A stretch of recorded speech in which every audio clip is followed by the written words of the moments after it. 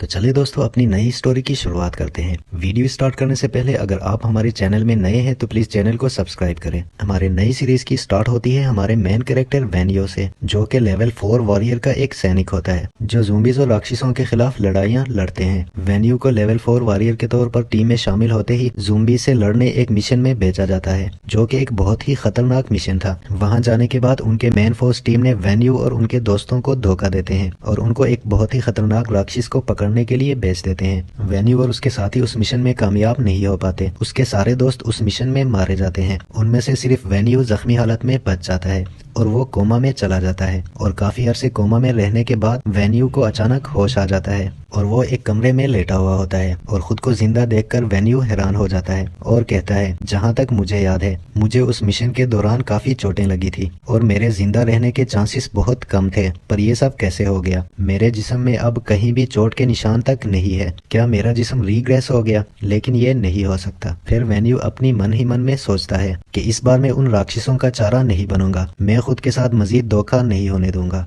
ये zombie breakout का पहला दिन है। वो आहिस्ता इस दुनिया को खत्म करना चाहते हैं। मुझे उनके खिलाफ कदम उठाना होगा और इसके लिए मुझे पहले से ही तैयारी करनी होगी, क्योंकि ज़ॉम्बी एक ऐसी मखलूक है जिनके जिस्मों को शैतानी ताकत से कमजोर बना दिया गया है, जिसकी वजह से वो अपनी ताकत और रफ्तार से महरूम हो गए हैं और वो इंसानों के मुकाबले में काफी कमजोर हो चुके हैं और ये कमजोरी शैतानी ताकत का मरकज है। ये कहकर वेन्यू अपना बैग वहां से उठा लेता है और अपना सारा सामान पैक करके वहां से बाहर निकलने की कोशिश करता है और वहां से निकलते साथ ही एक ज़ॉम्बी उसके ऊपर अटैक करता है और वेन्यू उस ज़ॉम्बी को देखकर सोचता है, इसके जिस्म में तो सेम वही अलामात है जो मिशन के दौरान मैंने उस बड़े राक्षस के बॉडी में देखा था, पर इस दफा मेरी किस्मत अच्छी है, मैंने हथियार पहले से ही तैयार कर रखी है, वरना मैं फिर से इस मुसीबत में पड़ सकता था। हर ज़ॉम्बी को मारने के लिए एक मुख्तलिफ किस्म की टेक्निक होती है। उनको मारने के लिए उनके जिस्म के मखसूस जगह पर वार करना होता है, इसलिए अक्सर लोग घबरा जाते हैं जो पहली दफा ज़ॉम्बीज़ का सामना करते हैं। पर मेरे पास मेरे माजी का तजुर्बा है मुझे सपोर्ट करने के लिए। ये कहकर वेन्यू ज़ॉम्बी पे एक जोरदार वार करता है और उस ज़ॉम्बी को मार देता है और उसे मारने के बाद वेन्यू को एक अजीब किस्म की एनर्जी महसूस होती है। ये देखकर वेन्यू कहता है, बिल्कुल पिछली जिंदगी की तरह ज़ॉम्बीज़ को मारने से एक पॉइंट्स मिल रहा है, जैसा कि उन राक्षसों की आमद ने पूरी दुनिया को अफरा तफरी में डाल दिया था। पैसे कागज के बेकार टुकड़े बन चुके थे और साथ ही साथ इस दुनिया में सर्वाइवल ऑफ द फिटेस्ट का नया कानून लागू हो चुका था, जिसमें ज़ॉम्बीज़ और राक्षसों को मारकर उनसे पॉइंट्स हासिल किए जाते थे और वो पॉइंट्स एक्सचेंज टावर को छूने के बाद मुख्तलिफ किस्म की ताकत हासिल करने के लिए इस्तेमाल कर सकते थे।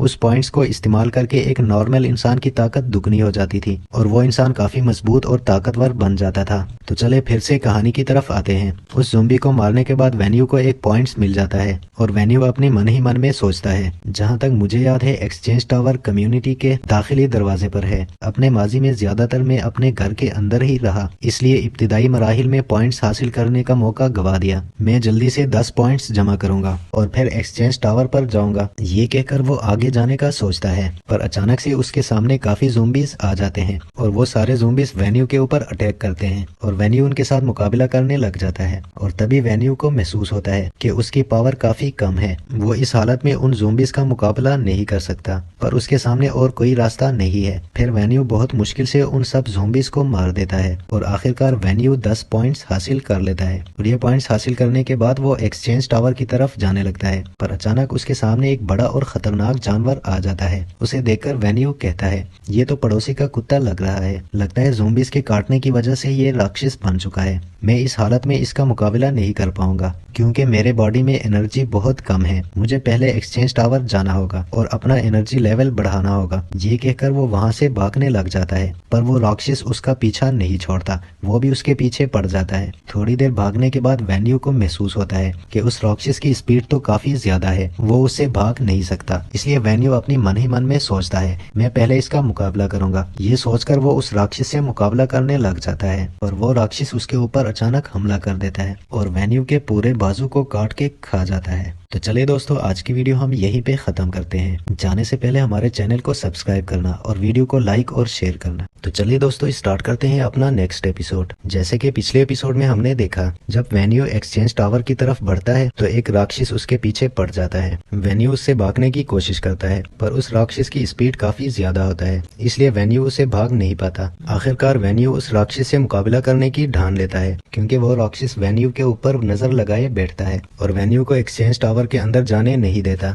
जो ही वेन्यू एक्सचेंज टावर में दाखिल होने की कोशिश करता है तो वो राक्षस फिर से उस पे अटैक करता है। ये देखकर वेन्यू कहता है मैं भी तुमसे लड़े बगैर नहीं मरूंगा। ये कहकर वेन्यू उसकी तरफ बढ़ता है और उस पे अटैक करने की कोशिश करता है, पर वो राक्षस एक्सचेंज टावर के दरवाजे पे जाके आराम से बैठ जाता है। ये देखकर वेन्यू अपनी मन ही मन में कहता है कि अचानक इसे क्या हो गया, अभी तक तो ये मेरे जान के पीछे पड़ा था, अब ये मुझ पर अटैक क्यों नहीं कर रहा। अगर इसका मकसद मुझे खाना ही था फिर अचानक ये राक्षस इतना पुरसुकून कैसे हो गया। ये देखकर वेन्यू सोच में पड़ जाता है और कहता है जहाँ तक मुझे लगता है इसका मकसद सिर्फ मुझे ट्रेजर लैंड के अंदर दाखिल होने से रोकना है। ट्रेजर लैंड मेरी पिछली जिंदगी में एक नायाब वजूद था, कोई भी नहीं जानता था कि ये कैसे आता है और कैसे जाता है। उसके जाहिर होने का वक्त कोई नहीं जानता था, लेकिन एक चीज यकीनी है कि कोई इंसान एक बार उसमें दाखिल हो जाए तो वो उन खजानों से कहीं ज्यादा कीमती खजाना हासिल कर सकता है जो कि एक्सचेंज टावर से हासिल किए जाते थे। चले फिर से कहानी की तरफ आते हैं। जैसा कि हमने देखा वो राक्षस वेन्यू को ट्रेजर लैंड में दाखिल होने से रोक के रखा है। ये देखकर वेन्यू कहता है लगता है इस जानवर को शायद ये जगह सबसे पहले मिली है, इसलिए ये राक्षस मुझे अंदर दाखिल नहीं होने दे रहा और ये राक्षस इस जगह को अपनी घर समझकर इसकी हिफाजत कर रहा है। पर अफसोस है ये खजाना सिर्फ एक इंसान ही इस्तेमाल कर सकता है, इंसान के अलावा कोई और जानवर इसके अंदर दाखिल नहीं हो सकता। ये कहकर वेन्यू आहिस्ता ट्रेजर लैंड में दाखिल होने की कोशिश करता है, पर वो राक्षस दोबारा वेन्यू पर अटैक करता है। ये देखकर वेन्यू कहता है लगता है इस राक्षस को पता चल गया कि मैं ट्रेजर लैंड में दाखिल होने की कोशिश कर रहा हूँ, पर मेरे पास इसके अलावा कोई और रास्ता भी नहीं है, मुझे इसके साथ लड़ना होगा वरना ये राक्षस मुझे खा जाएगा। ये कहकर वेन्यू उस राक्षस को मारने की कोशिश करता है और चाकू से उस राक्षस के सर पर जोरदार वार करता है, पर वो जानवर बहुत ही खतरनाक होता है। चोट लगने के बावजूद भी वो वेन्यू का पीछा नहीं छोड़ता और दोबारा वेन्यू पे अटैक करता है, पर इस दफा वो वेन्यू का एक हाथ काट के खा जाता है और वेन्यू जोर से चिल्लाते हुए कहता है मुझे छोड़ दो, पुरसुकून हो जाओ, मैं अपने जिस्म के खोए हुए हिस्से को लेवलिंग के जरिए दोबारा हासिल कर सकता हूँ। ये कोई बड़ी बात नहीं है, पर मुझे उसके लिए जिंदा रहना होगा और जिंदा रहने के लिए मेरे पास एक ही रास्ता है, मुझे किसी तरीके ट्रेजर लैंड के अंदर दाखिल होना होगा। ये कहकर वेन्यू दोबारा उस राक्षस पे अटैक करता है, पर इस दफा वेन्यू उस राक्षस को मारने में कामयाब हो जाता है। उसे मारने के बाद वेन्यू ट्रेजर लैंड में दाखिल हो जाता है और वहाँ दाखिल होने के बाद उसको एक बॉक्स नजर आ जाता है। ये देखकर वेन्यू कहता है यहाँ तक पहुँचने के लिए मैंने अपनी बाजू और टांग कुर्बान की है, उम्मीद करता हूँ मेरी कुर्बानी रायगान नहीं जाएगी। ये कहकर वेन्यू उस बॉक्स को खोलने लगता है और सोच रहा होता है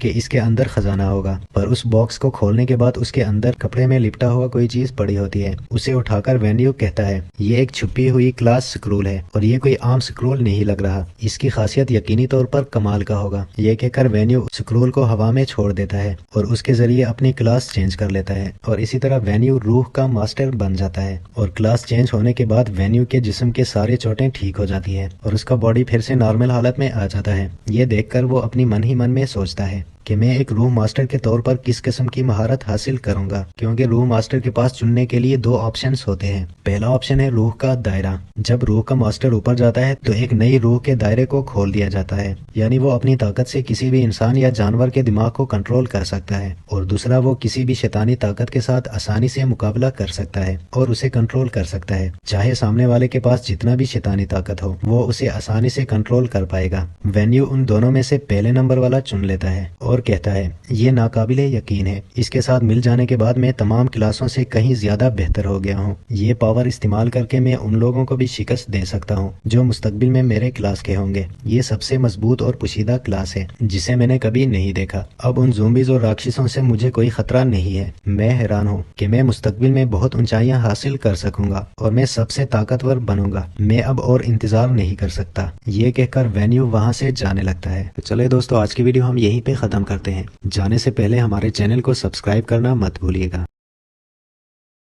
तो चले दोस्तों, स्टार्ट करते हैं अपना नेक्स्ट वीडियो। जैसा कि पिछले एपिसोड के लास्ट में हमने देखा, वेन्यू का जिस्म रिग्रेस होने के बाद वो वहां से जाने लगता है। वहां से निकलने के बाद देखता है वो राक्षस दोबारा जिंदा होता है। ये देखकर वेन्यू कहता है बीस्ट, ये सब तुम्हारी वजह से है कि मैं इस खजाने को तलाश करने में कामयाब हो गया। मैं आपका शुक्रिया कैसे अदा करूँ। ऐसा करता हूँ मैं तुम्हें तेज तरीन रास्ते से जहन्नम भिजवा देता हूँ। तभी वो राक्षस दोबारा वेन्यू पे अटैक करता है। ये देखकर वेन्यू कहता है ये तो बहुत स्ट्रांग है, लगता है मेरी पावर पावर एक्सट्रीम होने के बाद भी मैं इसे नहीं निमट सकता। अगर ऐसा ही है फिर मेरे इस बैटल पावर का क्या फायदा। ये कहकर वेन्यू अपनी रूहानी ताकत के साथ दोबारा उस राक्षस पे अटैक करता है और वो राक्षस जमीन पर गिर जाता है। ये देखकर वेन्यू कहता है ये मेरी पहली महारत है, सेकंड रैंक, एक रूह के मालिक की ताकत। तभी वो राक्षस दोबारा रीग्रेस होने लगता है। ये देखकर वेन्यू कहता है थोड़ा इंतजार करते हैं, मुझे कुछ गड़बड़ लग रहा है, ये कमीना राक्षस मुझे मरा हुआ नहीं लगता। तभी उस राक्षस की बॉडी दोबारा से रीग्रोथ करने लगता है। ये देखकर वेन्यू कहता है ये हुनर की बेदारी है, जिंदगी की लड़ाई। इस सलाहियत में जिस्म को जितनी ज्यादा चोट लगेगी जिस्म की बुनियादी फिटनेस उतनी ही तेजी से बढ़ेगी और इसकी कोई लिमिट नहीं होती। इस तब्दील शुदा जानवर के पास दर्जा बंदी की महारत है। ये फर्स्ट लेवल का तब्दील शुदा जानवर है। अगर इसकी मौजूदा ताकत सिर्फ लेवल 1 है तो इसका मतलब ये सेकंड रैंक की महारत रखने की सलाहियत रखता है। मुझे यहाँ ज्यादा देर नहीं रहना चाहिए, मुझे पीछे हटना होगा। ये कहकर वेन्यू वहाँ से भागने लगता है और वो राक्षस भी उसके पीछे भागता है। वेन्यू दरवाजा तोड़कर वहाँ से बाहर निकल आता है और वो बीस्ट वहीं पे फंस जाता है। ये देखकर वेन्यू अपनी मन ही मन में सोचता है ये जानवर बहुत अजीब है, इसे जितने ज्यादा नुकसान पहुँचेगा ये उतना ही मजबूत होता जाएगा। ऐसी महारत यकीनन दुनिया को हरा सकती है, लेकिन ये बहुत ही अलग है। ये मेरी पिछली जिंदगी में क्यों नहीं था। चलो भूल जाओ इसे, मुझे और भी बहुत जरूरी काम है। मुझे अभी भी याद है कि मिशन के तीसरे दिन जियांगिंग पार्क में एक बहुत बड़ा खजाना मिला था और एक इंतहाई नायाब हुनर की ब्लैक बुक शाया हुई थी एक ऐसे इंसान के लिए जो अपनी पिछली जिंदगी में चला गया हो। ये मौका मैं मिस नहीं कर सकता, लेकिन उस खजाने को हासिल करना बहुत खतरनाक है। मुझे पहले कुछ आइटम्स हासिल करने के लिए एक्सचेंज टावर पे जाने की जरूरत है। ये कहकर वेन्यू एक्सचेंज टावर की तरफ जाने लगता है। वहाँ पहुँचने के बाद वेन्यू हैरान रह जाता है क्योंकि बहुत से ज़ोंबीज उस टावर को पहले से ही घेर लिए होते हैं। ये देखकर वेन्यू अपनी मन ही मन में सोचता है मेरे पास जिंदा रहने के लिए एक ही रास्ता है, मुझे एक्सचेंज टावर पे पहुंचना होगा और अपनी ताकत को बढ़ाना होगा। इस जिंदगी में मुझे कोई नहीं रोक सकता, तुम सब मरोगे। ये कहकर वेन्यू अपनी रूहानी ताकत से उन सारे ज़ोंबीज को मार देता है और कहता है एक्सचेंज टावर, आखिर मैंने आपको ढूंढ ही लिया। और साथ ही साथ अपनी पावर एक्सचेंज करने लगता है। एक्सचेंज टावर में खुशामदीद, बराए मेहरबानी उस आइटम को मुंतखब करें जिसका आप तबादला करना चाहते हैं। ये देखकर वेन्यू कहता है ये एक्सचेंज टावर बिल्कुल भी नहीं बदला। जब क़यामत पहली बार शुरू हुई थी तो मैंने सोचा एक्सचेंज टावर में नई चीजें होंगी। इन ज़ोंबीज का मुकाबला करते हुए मुझे काफी चोटें लगी है। चलो पहले जख्म ठीक करने के लिए कुछ मेडिसिन तलाश करते हैं। फिर वेन्यू वहाँ से कुछ मेडिसिन लेकर इस्तेमाल करता है और कहता है जबरदस्त, इस मेडिसिन का मेरे जिस्म में बहुत तेजी से इफेक्ट हो रहा है। मैं तकरीबन 100% रिकवर हो चुका हूँ। मैं अपने बाकी पॉइंट्स के साथ कुछ और चीजें खरीद लेता हूँ। एट्रीब्यूट मैजिक क्रिस्टल का तबादला। लेवल 1 एट्रीब्यूट मैजिक क्रिस्टल का इस्तेमाल 1 स्टार के लोगों के जिस्मानी मेयार को तैयार करने के लिए किया जा सकता है। चूंकि मैं एक रूह मास्टर बन चुका हूँ जो एक मुनफरिद क्लास है, इसलिए मैजिक एट्रीब्यूट क्रिस्टल का इस्तेमाल मुझ पे बिल्कुल भी असर नहीं करेगा। लेकिन अच्छा है, मेरे जिस्मानी मेयार में तकरीबन 0.5% बेहतरी आई है। मैं और चीजों का तबादला नहीं कर सकता था क्योंकि मेरे पास और पॉइंट्स नहीं थे, लेकिन 2 दिन बाद जियांगिंग पार्क में खजाना खुलेगा। मुझे अभी भी मजीद पावर हासिल करने की जरूरत है। मैं इस मौके को नहीं गवा सकता। रूह का मास्टर वाकई एक मजबूत महारत है, लेकिन मैं अभी भी दूसरी क्लासों के मुकाबले में कुछ सलाहियतों से महरूम हूँ। चले दोस्तों, आज की वीडियो हम यहीं पे खत्म करते हैं। अगर वीडियो पसंद आए तो प्लीज चैनल को सब्सक्राइब करें।